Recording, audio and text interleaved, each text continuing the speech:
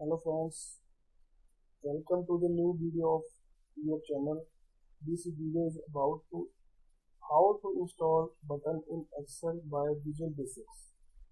Like from this sheet, if I can change the value of A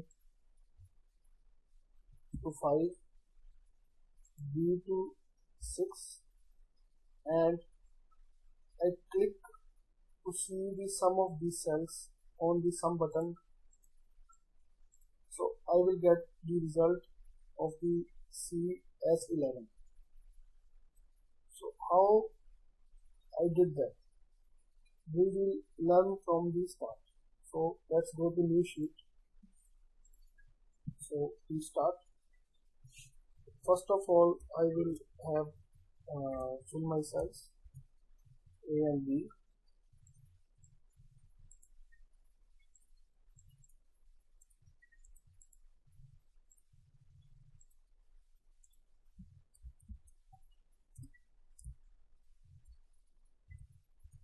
And put some values like 7 and 4.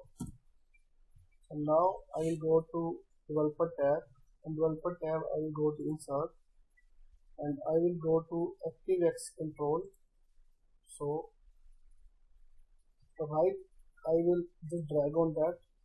Now I will right click on that and go to properties. Now I can choose to what will be the name of the button. So like I am doing sum, so I will write sum. Okay. Now I will double click on the button. So when I double click on the button, the Visual Basic window is open. Now I have to feed the formula. What will be the formula I have to feed for the sum? So I will just copy that from another sheet so that we don't waste time on the formula. So I just copy for you.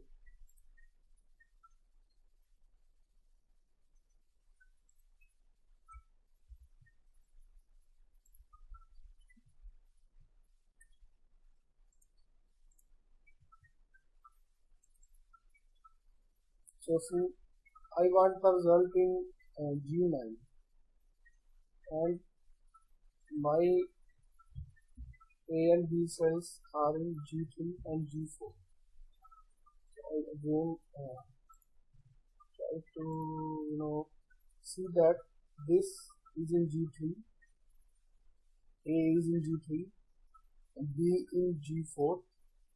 I want my result in G9. So what I will do, I will again double click that. So see, I want sum of the column in G9. So range G9 value dot value is equal to range G3 dot value, that G3 means the value of A, plus range G4 dot value. G4 means the value of B cell.